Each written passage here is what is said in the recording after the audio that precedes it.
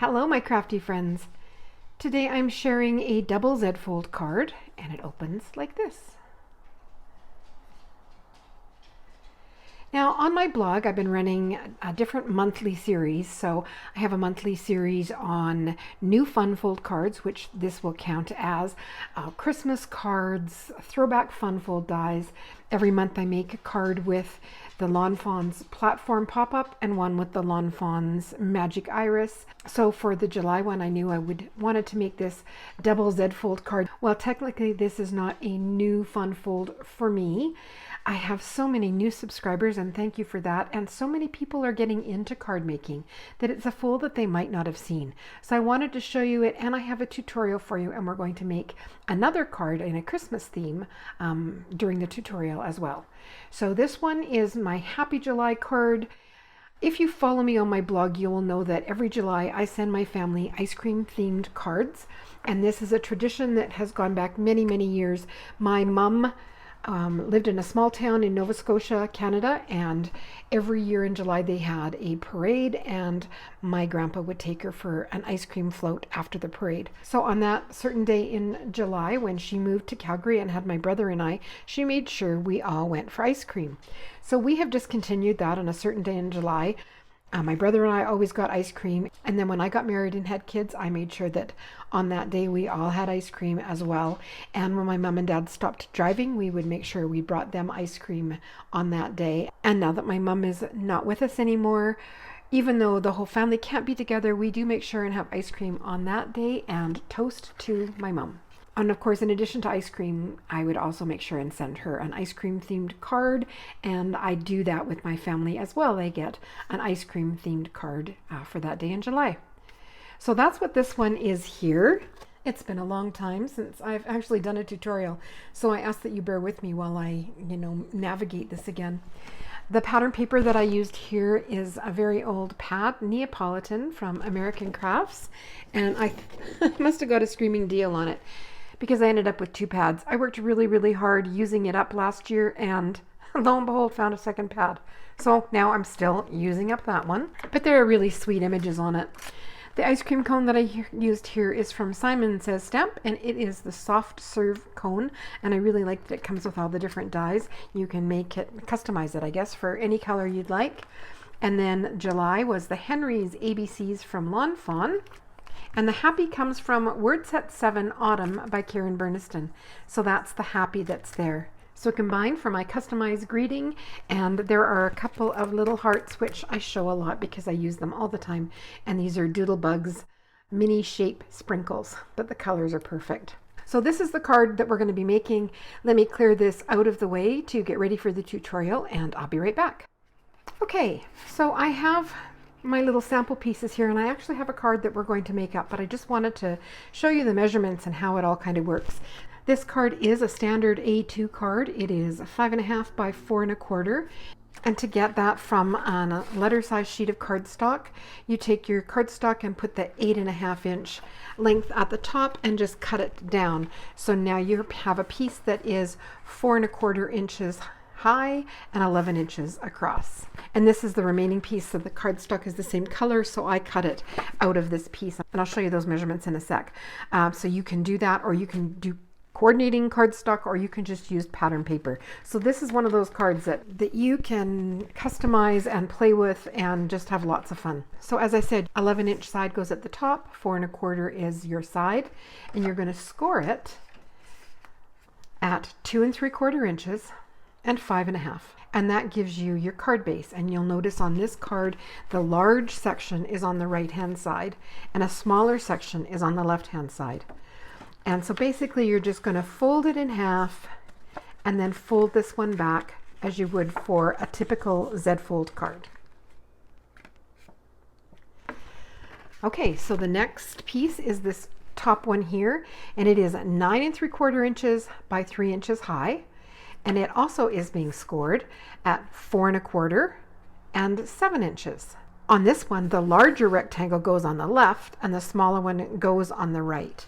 And so you're going to fold it in a mountain fold there and a valley fold here. And now it will just get glued on like that. So I will put the measurements in the description box below, and they will also be on my blog, so you don't have to worry about stopping and starting the video. And then the pattern paper that you would use to decorate it, I usually make my panels a 1/4 inch smaller. So if this panel is 5.5 by 4 1/4, a 1/4 inch smaller is a 5 1/4 by 4. So that just gives me a nice border all the way around, and I've done that with these as well. So one of your pattern papers would be 5 1/4 by 4, and then you're going to cut 2 at 2 1/4 by 4, and they just get mounted there. So however whether you use an ATG gun or wet glue, however you want to adhere your pattern paper. And then for this one, our panel is 4 by 2 3/4, and you're going to need 2 at 2.5 by 2 3/4. And you will notice I have the word careful on there. 2.5 by 2 3/4. It's very easy to get that turned sideways when you're cutting or adhering. So particularly if you have used a directional paper like my ice cream cones, you want to make sure that that 2 3/4 inch side is vertical and not horizontal. The horizontal measurement is the 2.5. So that's kind of the hardest part of the whole thing, is just watching your pattern paper orientation just on this one. So let's move these out of the way and actually make a card. So here we go. This is the card we're going to make today. And you can see, I added my pattern paper on top because you don't need to sit and watch me add paper on. So here is my panel that is 11 inches by 4 1/4. And I have my score lines at 2 3/4 and 5.5. So for this one, we're going to just fold it in half, and I did bring over a bone folder. And then this part folds back towards the front, just as a traditional Z-fold card would be. Z-folds are my very favorite interactive card. I love making them, and they're easy, and they always stand nicely for display. So you could be finished at this point, add something to the front, add a square for a sentiment, and good to go. But this double Z-fold is kind of nice. And there's another kind of double Z-fold with just a narrow band that goes across the bottom, and I have a plan to do a tutorial on those, but I was excited to try this one, and I needed a post for my new fun folds, so that other double Z-fold will wait for a week or two. And then here is my second piece here. So again, it is the 9 3/4 by 3 inches. And I did my scoring at 4 1/4 and 7. And for this one, you fold away from you for the first one, and I will do that. And then towards you, or a valley fold for the second. And it's just going to fit like this. Now you could use, again, coordinating pattern papers. You could just use cardstock. Now you can change it up however you want. That's the beauty of this card. And you can just keep making them look different depending on what supplies you use. So for this one, I did use the plaid paper on both the smaller section and the larger section. But here, this peach is actually pattern paper in the package as well. It's a very subtle print on it. So I did use that pattern paper there. Just change it up, play with it, alternate things, and make them your own. I did my die cutting, etc. ahead of time. So let me just show you some of the supplies that I used, and then we can get into the assembly. The cut apart is from Photoplay, and this is, so it's a 12 by 12 sheet of them. So it's from Photoplay. It is their Winter Meadow, and this particular sheet is called Winter Wishes. So I just have these. This one is a plastic bag that is a plastic envelope bag, but I keep stamp packaging, and I, keep all these kinds of things in there. So there's lots of different cut aparts on that 12 by 12 sheet, and I just cut them all down here. These are the 3 by 4 size, and then there are some that are 4 by 4. So I will end up making these into holiday cards. And then the pattern paper is also Photoplay, and this one is Oh Canada Christmas, the flannel shirt, and it's double-sided, but I just kept with the plaid. And I just keep them in an old stamp packaging bag, and my scraps are all in it, so if I just need a smaller piece to finish something off, I have all of that there. So there's my cut apart, and as I said, they're normally 3 by 4. The entire height of my card is 4 1/4 inches, so I didn't want to go too big, and I don't have a measurement for you. I just eyeball these cut aparts and just trim off some, the side, the bottom, just until it's pleasing and a little bit smaller. I measure it and mat it with a 1/4 inch size larger. So I believe the white mat on this is 4 inches. And it's quite a bit bigger, you can see, than the embellishment that I put here, but I wanted to do that to show you that you can change up the look. You could use a circle, you could use a series of circles or a series of shapes across the front as well. Now this Merry Christmas, that is from Magical Holiday Messages. This is from Lawn Fawn, and it works with their Magic Iris and their Shutter card dies, and I really like the Magic Messages, and I think they have a new one out that's on my wish list. So there's the Merry Christmas stamped on white cardstock with Catherine Pooler ink, and I added some pops of color. I just love the pops of color. This is a little bottle from scrapbook.com, and the color is Snowflake. I have it linked on my blog, and I've added it here to these stamped snowflakes as well. And those stamped snowflakes are included in the Merry Messages. Now the sentiment on the front, sending holiday cheers. That is a mini strips holiday stamp. So this is how I store them. So again, this is just stamp packaging similar to what my little hearts come in. I save those packages when I'm all done, and I just went through the mini stamps holiday and stamped it in a couple of different colors and then die cut it. So I think you get 9 words on a single stamp. You stamp it and then you die cut it, and there's a single die that die cuts it. They're from Tailored Expressions. And I also have their Simple Strips Christmas. And so all of these are sitting here, some Pink Fresh Studio sentiments. So all of my holiday sentiments are in this packaging that I believe that Sizzix used to package their dies in. Of course they don't anymore, but I saved all my envelopes, and that's how I use them here. And then the snowflakes that I'll be adding, I show them a lot. They're Lawn Fawn's Stitch Snowflakes. Again, if they are still available, I will link them on my blog. And now we're going to get into adhering this card together. You've got your measurements, you've cut your cardstock, and your pattern paper. So I have my yogurt jar with a damp paper towel. And I'm going to be using my Bearly Arts glue. It is almost out, so I'm looking forward to putting a fresh new bottle on my lid here.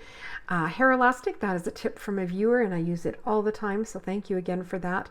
And how I use that elastic is I take my pin out and I stick it in the hair elastic upside down. Now, upside down because when I put it this way, I stab myself all the time. I don't know if that's just me or if it's a thing, but to avoid stabbing myself, I put it in upside down.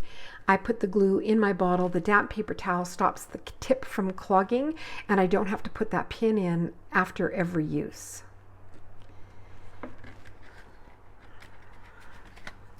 Once I had this all put together, then I was just kind of playing around with what I wanted to put on it. And for me, and I'm sure there's many different ways that you can adhere these together, but this is what has been working for me, so that's what I'm going to show you today.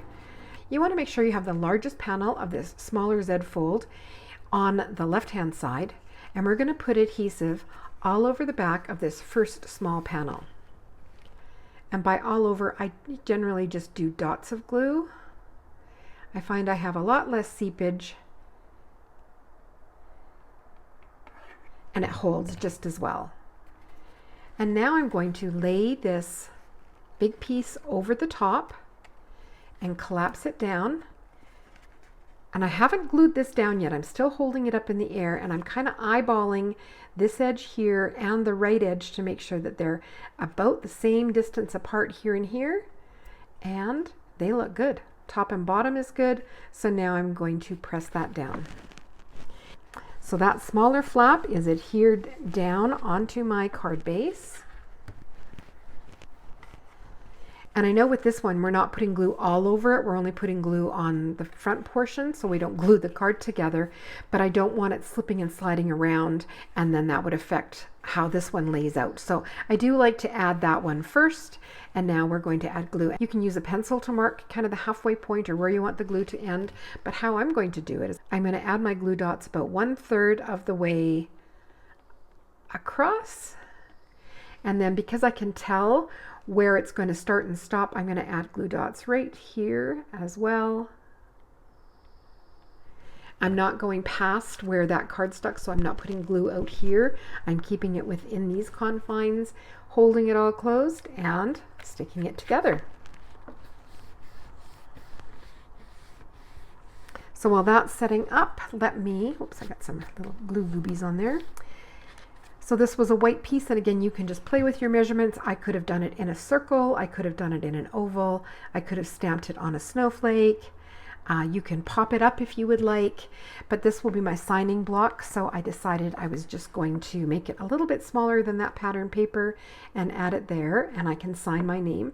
If I wanted to write a note or something longer than just a signature, I could add a white panel or just write on the back of the card. So there's like a whole A2 sized portion on the back that you can play with. Now adding this to the front, I want it centered on this panel here, and because this is centered onto here, that should be centered. The whole thing should end up being centered. So it will be added to the card front here. Obviously I don't want glue at the top and the bottom edge because where it hangs over. So I'm going to just, I figure that's just about a 1/2 inch. I'm going to go a little bit less than that. So probably 3/4 of an inch is where I've come down from the top to add my glue, and where I will stop at the bottom edge as well, because I don't want any glue seeping over. And then again, I can just kind of center that. Now I want it centered top to bottom as well as side to side. The benefit to wet glue is you do have a little bit of wiggle room time that you can use. And there we go.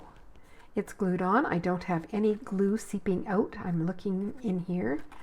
And there's my card. They stand so nicely for display. I also cut some of those snowflakes because I love them out of white cardstock, just your basic white cardstock. And I spritz them with a shimmer spray. And I'm just going to add little dots of the glue here and add that to the center section of my holiday Z-fold card. And I usually like it kind of straight on with the tall, with these long fronds pointing up and down, and then I can just press these down.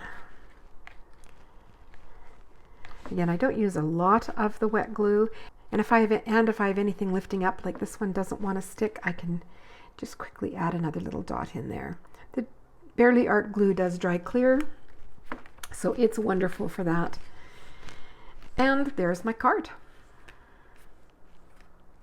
So that's what it's looking like now. I think I want to add a couple more of these snowflakes, but I'm trying to decide if I want them flat I think I want them flat. I was debating about adding them later and using foam tape for some lift, but I think with the folds in this, having it flat, having this glued flat works better. It will save on postage as well.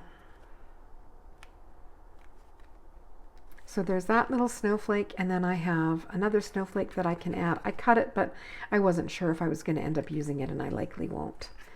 So let's press that one down again. And there are two double Z-fold cards that look completely different, but work absolutely the same, and they use the same measurements. I hope you try it. If you're a new stamper, don't let all these folds intimidate you. Just go slowly, follow the measurements, adhere your papers down, and you will be so impressed at how quickly they do go together.